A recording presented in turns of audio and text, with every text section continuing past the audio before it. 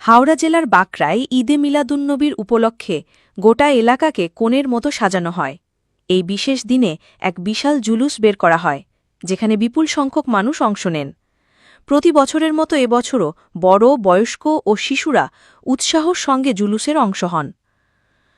মৌকায় কোরআন শরীফ, ধর্মীয় বই এবং মিষ্টি বিতরণ করা হয়। একই সঙ্গে মানুষের সেবার জন্য জায়গায় জায়গায় পানি ও শরবতের ক্যাম্প বসানো হয়। নিরাপত্তার কথা মাথায় রেখে প্রশাসনের পক্ষ থেকে কড়া ব্যবস্থা নেওয়া হয়েছিল। আপনারা দেখছেন H+ সিটি নিউজ।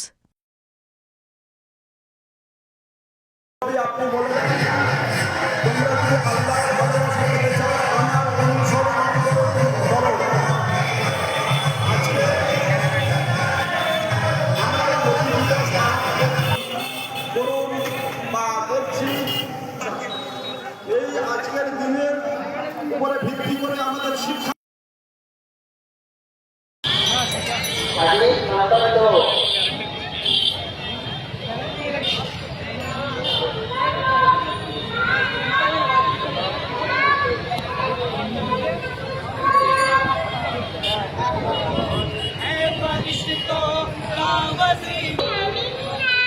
ভালোবাসবো এবং আমরা তারই অনুকরণ করে চলবো।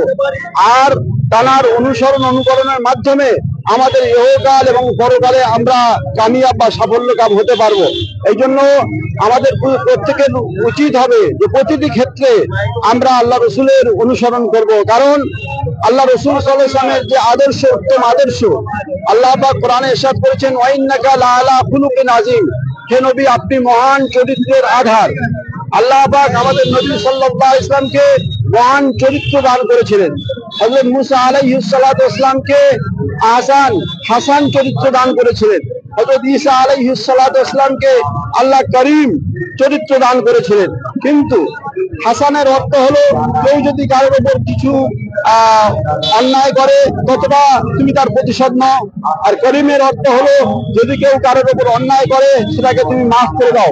কিন্তু আমাদের শরীয়ত পাক সাল্লাল্লাহু আলাইহি আদর্শ ছিল এটা, যদি কেউ কারো তোমার উপর অন্যায় করে তুমি ততটা প্রতিশোধ নিতে পারো কিংবা তুমি মাফ করে দিতে পারো।